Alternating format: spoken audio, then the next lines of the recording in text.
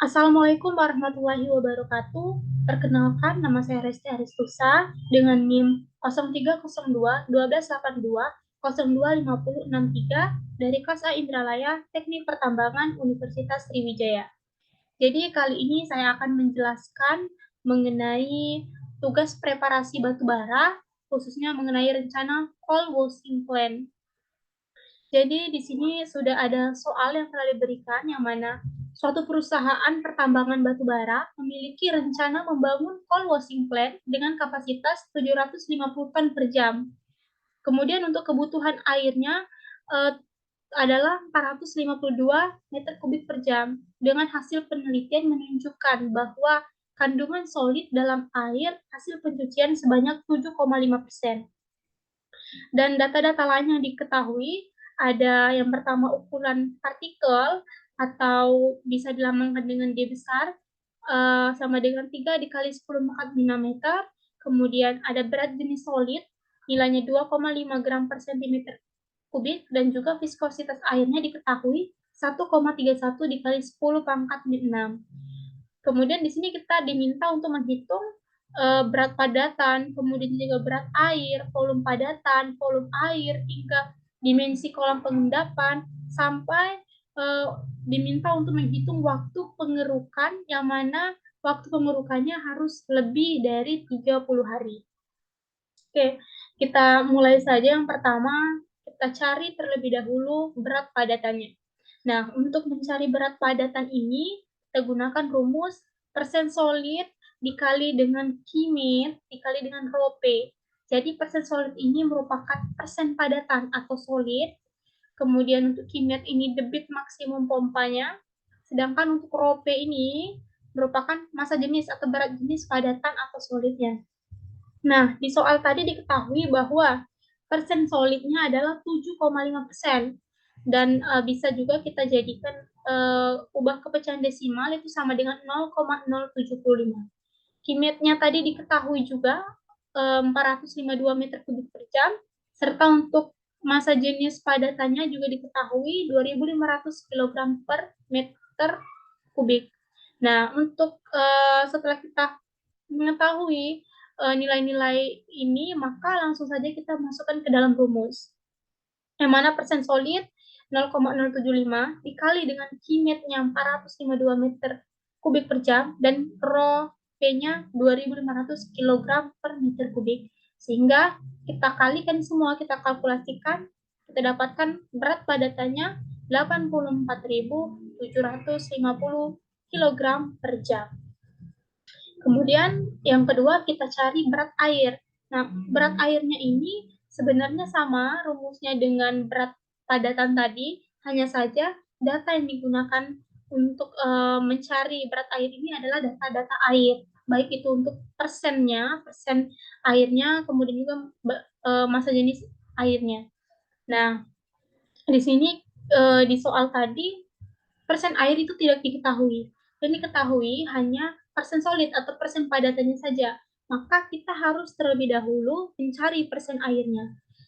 Untuk mencari persen air ini, kita tinggal kurangkan saja 100% dikurang dengan persen solid 7,5%, sehingga didapatkan 92,5%. Kalau kita ubah ke pecahan desimal, maka itu sama dengan 0,925. Kemudian untuk kimetnya itu masih sama, 452 meter kubik per jam, sedangkan untuk massa jenis air itu 1000 kg per meter kubik.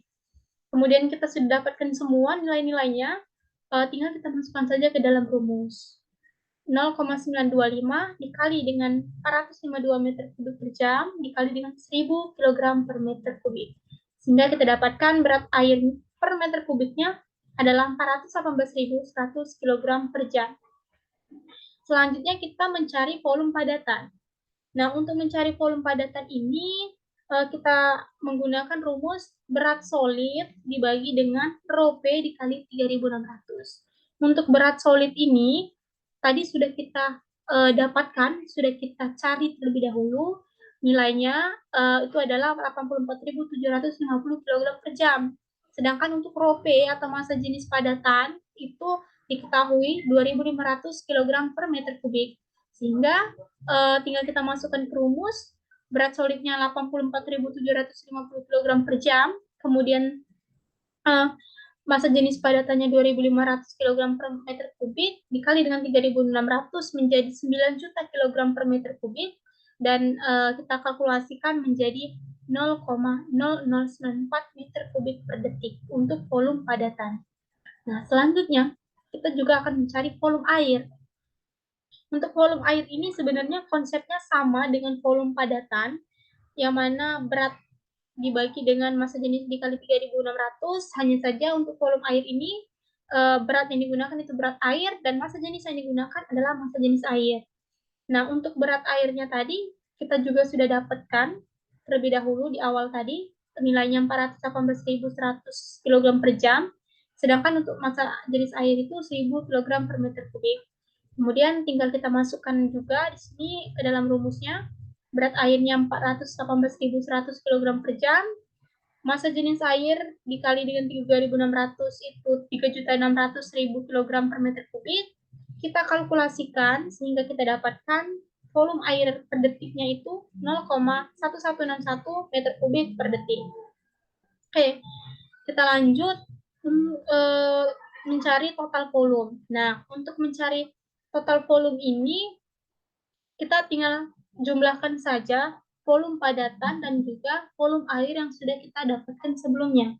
Tadi volume padatan kita dapatkan 0,0094 meter kubik per detik, sedangkan volume airnya itu 0,1161 meter kubik per detik. Sehingga kita totalkan volumenya ini menjadi 0,0094 meter kubik per detik ditambah 0,1161 meter kubik per detik, dan hasilnya adalah total volumenya 0,126 meter kubik per detik. Ini jadi tinggal dijumlahkan saja. Oke, kemudian kita mencari kecepatan pengendapan. Nah, untuk mencari kecepatan pengendapan ini kita gunakan rumus ini, rumus G kecil ini dikali dengan D besar kuadrat dikali dengan pengurangan massa jenis padatan dikurang massa jenis air dibagi dengan 18 dikali dengan viskositas atau kekentalan dinamik air. Kemudian untuk G ini sendiri merupakan ketetapan kecepatan gravitasi, jadi memang sudah ditetapkan itu 9,8, dan juga untuk D besar ini merupakan ukuran partikel, ini diketahui di soal sebelumnya tadi, itu 3 dikali 10 pangkat mm. Untuk massa jenis air dan massa jenis padatan ini juga sudah diketahui tadi, tinggal dikurangkan saja.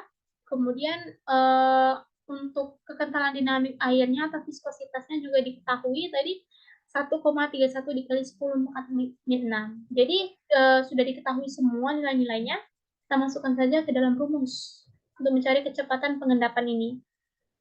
Dan setelah kita masukkan ke dalam rumus, kita kalkulasikan, didapatkanlah kecepatan pengendapannya adalah 0,0056 meter per detik.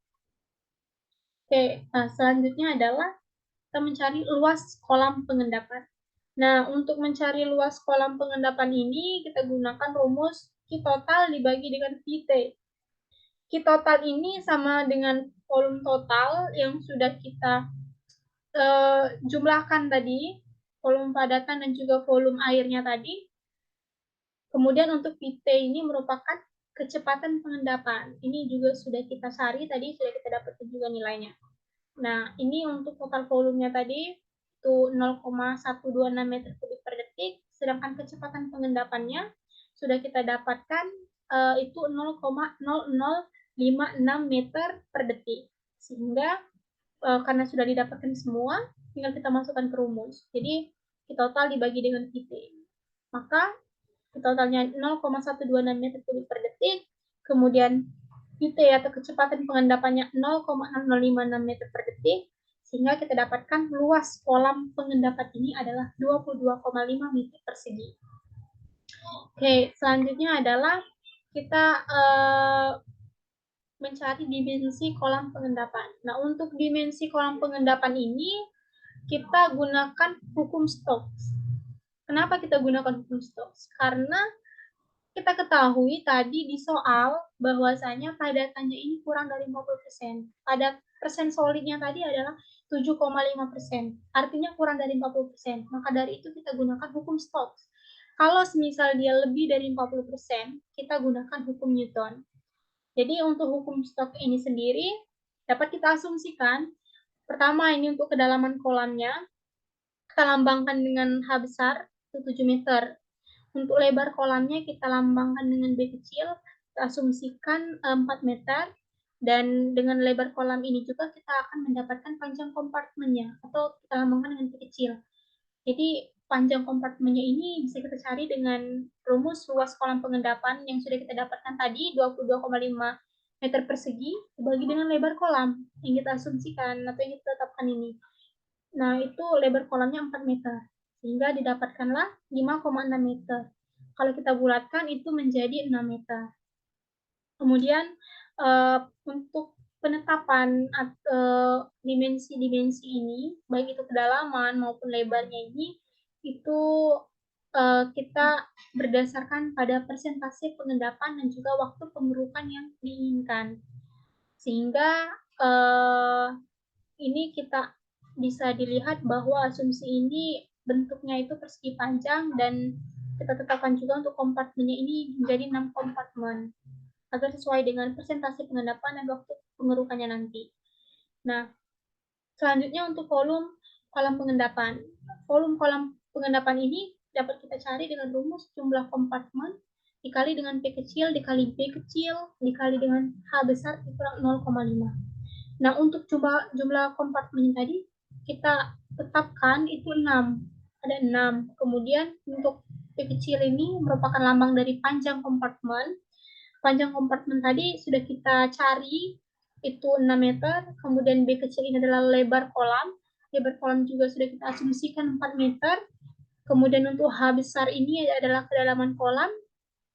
Kedalaman kolam tadi juga kita sudah tetapkan 7 meter. Dikurang dengan 0,5. Nah, mengapa dikurang dengan 0,5? Karena ini kan ada 6 kompartemen, sehingga untuk membedakan ketinggian antar kompartemen ini, kedalaman tiap-tiap kompartemennya ini berkurang 0,5 meter. Makanya ini dikurang dengan 0,5. Sehingga sudah ada semua di sini data-datanya, tinggal kita masukkan saja ke rumus yang sesuai untuk mencari volume kolam pengendapan, dan didapatkan volume kolam pengendapannya 936 meter kubik. Kemudian selanjutnya adalah waktu partikel mengendap. Nah, untuk mencari waktu partikel mengendap ini, kita simbolkan dengan TV, itu rumusnya H besar dibagi dengan PT. H besar tadi adalah kedalaman kolam, sudah kita ketahui. Terus untuk VT-nya juga sudah kita cari sebelumnya, itu merupakan kecepatan pengendapannya. Nah, ini untuk kedalaman kolam tadi 7 meter, sedangkan kecepatan pengendapannya atau VT-nya tadi 0,0056 meter per second.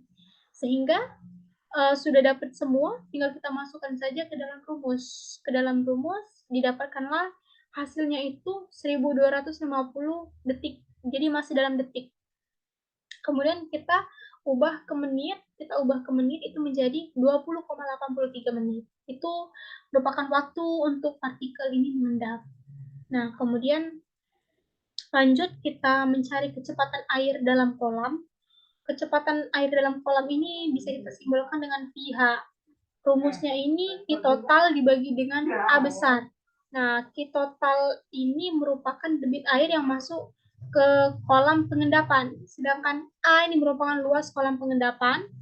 Q total tadi sudah kita ketahui, sedangkan A-nya ini belum kita ketahui, sehingga harus kita cari terlebih dahulu. Cara untuk mencarinya itu dengan rumus P kecil ini dikali dengan B kecil. P kecil tadi merupakan panjang kompartemen, sedangkan B kecil tadi merupakan lebar kolam pengendapan. Sehingga tinggal kita kalikan saja untuk mencari luas kolam pengendapannya. P dikali B sama dengan 6 dikali 4 sama dengan 24 meter persegi. Kemudian sudah kita dapatkan semua Q total dan juga luas kolam pengendapannya, tinggal kita masukkan ke rumus dan kita kalkulasikan sehingga kecepatan air dalam kolamnya adalah 0,00525 meter per second atau meter per detik. Nah, kemudian bagaimana untuk waktu air dan melewati kolam ini. Waktu untuk air melewati kolam ini kita lambangkan dengan TH, bisa kita cari dengan rumus P besar dibagi dengan pi H. Nah, P besar ini sendiri berbeda dengan P kecil. Tadi ada P kecil, ada di sini P besar. P kecil ini merupakan panjang kompartemen, sedangkan P besar ini dapat kita cari dengan perkalian antara P kecil dikali dengan H besar kedalaman kolam. Nah, sedangkan untuk pH ini adalah kecepatan air dalam kolam. Sudah kita cari dan sudah kita ketahui juga tadi. Sehingga panjang kompartemennya dan kedalaman kolam pengendapannya sudah kita ketahui. Tinggal kita masukkan saja untuk mencari nilai P besar ini, sehingga didapatkan 42 meter persegi. Nah, kemudian karena datanya sudah didapatkan semua, sudah diketahui semua, kita masukkan saja ke rumus, sehingga kita dapatkan waktu yang dibutuhkan air untuk melewati kolam ini adalah 8.000 detik. Atau kalau kita ubah ke menit, itu menjadi 133,33 menit. Nah, selanjutnya adalah persentase pengendapan. Untuk persentase pengendapan sendiri, ini di soal sudah ditetapkan harus lebih dari 85%. Sesuai dengan dimensi yang telah kita asumsikan atau yang telah kita buat tadi, maka kita tinggal masukkan saja rumus dari persentase pengendapan ini, yaitu waktu yang dibutuhkan air untuk keluar dibagi dengan pertambahan antara waktu pengendapan dan waktu yang dibutuhkan air untuk keluar itu sendiri dikali dengan 100% nantinya. Nah, waktu yang dibutuhkan air untuk keluar tadi sudah kita cari, sudah kita ketahui 133,33 menit. Begitupun juga dengan waktu pengendapan atau TV. Sudah kita ketahui juga 20,83 menit. Tinggal kita masukkan saja dikali dengan 100% sehingga kita dapatkan 86,5%. Yang artinya hasil dari presentasi pengendapan ini sesuai dengan yang diinginkan, yaitu lebih dari 85%. Oke. Nah, selanjutnya yang terakhir adalah kita akan mencari waktu pengerukan agar air dari kolam pengendapan ini menjadi bersih. Untuk mencari waktu pengerukannya ini, kita gunakan rumus volume kolam dibagi dengan volume total padatan yang berhasil diendapkan. Yang mana hasilnya nanti harus lebih dari 30 hari. Berdasarkan soal, maka waktu pengerukan harus lebih dari 30 hari. Nah, di sini volume kolamnya tadi sudah kita ketahui di awal tadi 936 meter kubik. Sedangkan untuk volume total padatan yang berhasil diendapkan ini belum kita ketahui, sehingga harus kita cari terlebih dahulu. Nah, volume untuk mencarinya ini tinggal kita kalikan antara volume solid dikali dengan 3.600 detik per jam dikali 1 jam dikali dengan persentase pengendapan yang sudah kita cari tadi. Nah, volume solid tadi sudah diketahui 0,0094 dikalikan saja dengan 3.600 dikali dengan 1 dikali dengan persentase pengendapan tadi 86,5%, atau kita ubah di ke pecahan desimal itu sama saja dengan 0,8665. Sehingga kita kalikan dapatlah volume total padatan yang berhasil diendapkannya 29,27 meter kubik per hari. Kemudian setelah kita dapatkan, kita kalkulasikan waktu pengerukannya sehingga didapatkan 31,97 hari, atau kalau kita bulatkan itu 32 hari. Artinya pengerukan lumpur dari dasar kolam dapat dilakukan dengan interval 32 hari sekali supaya air dari kolam pengendapan ini menjadi bersih. Dan ini juga sudah sesuai dengan keinginan dari soal tadi, harus lebih dari 30 hari. Dan mungkin demikianlah penjelasan dari saya. Mohon maaf apabila ada salah-salah kata. Terima kasih atas perhatiannya. Saya akhiri. Wassalamualaikum warahmatullahi wabarakatuh.